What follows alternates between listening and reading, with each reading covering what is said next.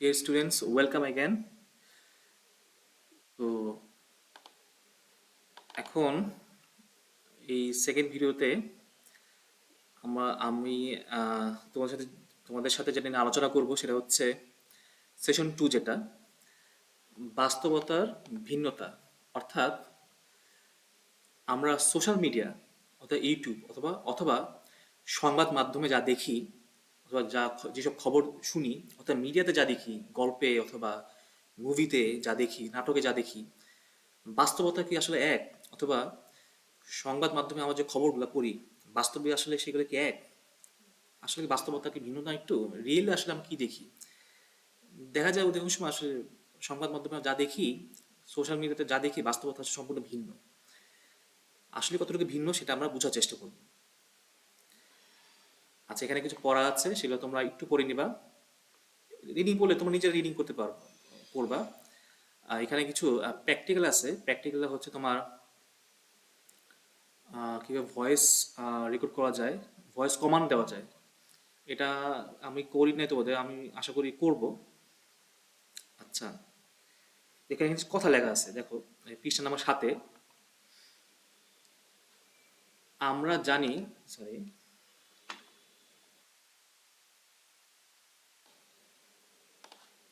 এটা আমরা জানি টেলিভিশন, সংবাদপত্র, রেডিও এগুলোকে বলা হয় কি গণযোগাযোগ মাধ্যম। এগুলোর নাম হচ্ছে গণযোগাযোগ মাধ্যম। আর ইউটিউব, ফেসবুক, ইনস্টাগ্রাম এগুলোকে বলা হয় সামাজিক যোগাযোগ মাধ্যম। ঠিক আছে? তাহলে গণযোগাযোগ মাধ্যম কোনগুলা আর সামাজিক যোগাযোগ মাধ্যম কোনগুলা? আচ্ছা, তো সামাজিক যোগাযোগ মাধ্যম বলতে, সামাজিক যোগাযোগ মাধ্যমকে আমরা এইভাবে বলতে পারি যে, ধরো এটা ইংলিশে বলে হচ্ছে, বাংলায় বলে হচ্ছে সামাজিক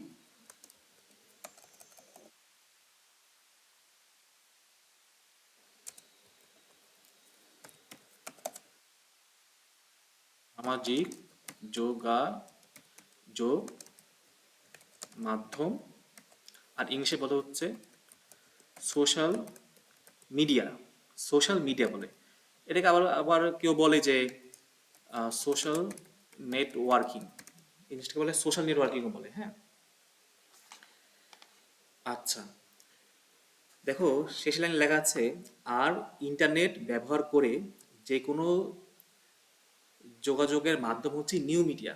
অর্থাৎ তুমি যখন এখন কমিউনিকেশন করতেছো, যদি সেটা তুমি হোক সেটা তোমার পার্সোনাল অথবা কোনো একটা সংবাদ মাধ্যম অথবা যে কোনো সরকারি প্রতিষ্ঠান যেই হোক না কেন, তারা যদি এখন যোগাযোগ যদি ইন্টারনেটের মাধ্যমে করে, সেটা হয়ে গেল কি নিউ মিডিয়া। এখন কেন তারা নিউ মিডিয়া ইউজ করতেছে?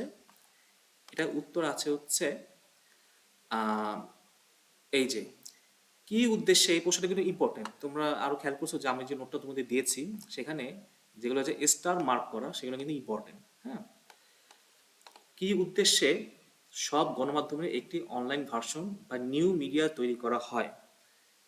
চ্যানেল আই বলো, প্রথম আলো বলো, প্রত্যেকের কিন্তু একটা নিউ মিডিয়া ভাষণ, নিউ মিডিয়া বা ইন্টারনেটের ভাষণ আছে। এখানে 5টা কারণ দেওয়া আছে, 5টা উদ্দেশ্য দেওয়া আছে। আর দেখো এখানে যে বোল্ড করা যে লেখাগুলা, এগুলো বোল্ড করার উদ্দেশ্য হচ্ছে, এগুলো হচ্ছে পয়েন্ট। তুমি মূল এগুলো যদি মনে রাখো তাহলে তুমি 5টা দিতে পারবা। যেমন দ্রুত পৌঁছানোর জন্য আমার যে দর্শক আছে তার কাছে দ্রুত পৌঁছাবো, বিশ্বব্যাপী আমি দর্শক ধরতে পারবো, একদম খুবই লেটেস্ট, খুব অল্প সময়ে আমি দর্শকদের কাছে যেতে পারবো। তারপর হচ্ছে আমার এটা সাশ্রয়ী। একটা সংবাদপত্র, আমার যদি বাংলাদেশে 1 কোটি মানুষের কাছে যদি সংবাদপত্র পৌঁছাতে চাই, তাহলে আমার 1 কোটি কাগজ লাগবে। কিন্তু আমি যদি ফেসবুক অথবা ইউটিউব ইউজ করি, আমাকে 1 কোটি টাকার কাগজ লাগবে? লাগবে না। এটা অনেক সাশ্রয়ী। সেকেন্ড হচ্ছে দর্শকদের পছন্দ আর মতামত জানা যায়। আমার দর্শকরা আসলে আমার কোনো কন্টেন্ট পছন্দ করছে কিনা, তারা আসলে কি চায়, তারা কোন দিক দিয়ে পছন্দ করছে এটা আমি জানতে পারতেছি। এটা একটা সুবিধা। এই 5টা হচ্ছে সুবিধা। এই প্রশ্নটা কিন্তু খুবই ইম্পর্টেন্ট। আচ্ছা, এরপর হচ্ছে আম, পরবর্তীতে আমি যদি দেখি সেটা হচ্ছে ভাষণ থাকে। আমরা এই ধরনের কিছু উদাহরণ দিতে পারি। এখানে কিছু উদাহরণ আছে, গণযোগাযোগ মাধ্যমের কিছু উদাহরণ আর এর নিউ মিডিয়া সংস্করণ। বাংলাদেশ টেলিভিশন, তারপর বিবিসি, সময় টিভি, যমুনা টিভি, আরও আছে চ্যানেল আই, এটিএন, এগুলোও আছে। যেমন ধর সময় টিভির, আমি যদি বলি সময় টিভি নিউ মিডিয়া সংস্করণ কোনগুলা, সময় টিভি ইউটিউব চ্যানেল সব সেম, ইউটিউব চ্যানেল, সময় টিভির ওয়েবসাইট, ফেসবুক পেজ, এগুলা, হ্যাঁ। তারপর হচ্ছে, আচ্ছা বই দেখি, তবে এখানে একটা ঘটনা আছে। আম, এখানে সংবাদ মাধ্যমের আহ, বাস্তবতা, সংবাদ মাধ্যমের খবর আর প্রকৃত সত্য, মাধ্যমের যে খবর, বাস্তবতা আর প্রকৃত সত্য কোনটা, এখানে একটা ঘটনা দেওয়া আছে, তুমি একটু পড়ে নিবা। দেখুন একটা কথা লেখা, খুব সুন্দর কথা। অর্থাৎ আমরা বিভিন্ন মাধ্যমে বারবার যে তথ্যটি দেখি, সেটিকে প্রকৃত সত্য বলে মনে করি। অর্থাৎ দেখো, আবার পড়ি, বারবার বারবার যে তথ্যটি দেখি সেটিকে প্রকৃত সত্য বলে মনে করি। অনেক সময় এটি নাও হতে পারে, এবং আসলে অধিকাংশ সময় কিন্তু তাই হয়। আমরা ফেসবুকে যা দেখি, বাস্তবে জিনিসটা টোটালি ডিফারেন্ট, জিনিসটা টোটালি ডিফারেন্ট। আচ্ছা, এখন আর্টিফিশিয়াল ইন্টেলিজেন্স বা কৃত্রিম বুদ্ধিমত্তার কারণে জিনিসটা তো আরো বেশি হয়ে গেছে। আচ্ছা, আর তোমরা জানো যে আম, আমরা কিন্তু একটা বিতর্ক প্রতিযোগিতার আয়োজন করেছিলাম। বিতর্ক প্রতিযোগিতা, প্রতিযোগিতা বললে ভুল হবে, এটা আসলে যুক্তিতর্কে আলোচনা, যুক্তিতর্কে আলোচনা।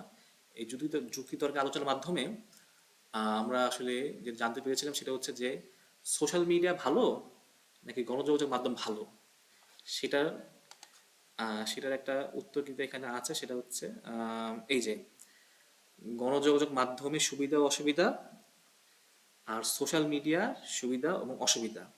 আর তোমাদের যা সেকেন্ড গ্রুপ, বি গ্রুপ, তাদের সাথে মনে হয় বিতর্ক প্রতিযোগিতার আয়োজন করি নাই, করতে পারি নাই আসলে।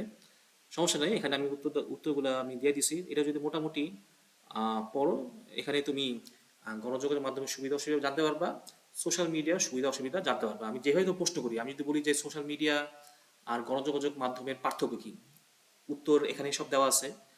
তারপর যদি বলি যে শুধু গণযোগাযোগ মাধ্যমে, গণযোগাযোগ মাধ্যমের সুবিধা কি, উত্তর দেওয়া আছে। আমি যদি বলি যে সোশ্যাল মিডিয়ার অসুবিধা কি, এখানে উত্তর দেওয়া আছে। আচ্ছা, আর এরপর হচ্ছে আম, এই যে এখানে সংবাদের বাস্তবতা আর প্রকৃত সত্য, এখানে সাকিব আল হাসানকে নিয়ে একটা কথা বলা আছে, একটু পড়ে নিবা। 10জন ব্যক্তি সাক্ষাৎকার নিছে, 7জন ভালো বলছে, 3জন বলছে খারাপ। সাংবাদিক করছে কি, ওই 3জনের খবর সে বেশি বেশি প্রচার করছে। সবাই সবাই মনে করছে সাকিব আল হাসান তো খারাপ কাজ করছে, কিন্তু বাকি 7জন যে ভালো কথা বলছে সেটা কিন্তু, অর্থাৎ আমরা সংবাদের সব দিক দিয়ে না দেখে আমরা খালি একটা দিক দেখি, কিন্তু এটা ঠিক না, আমাদের সকল দিকই দেখতে হবে। আচ্ছা, আহ, এটা মোটামুটি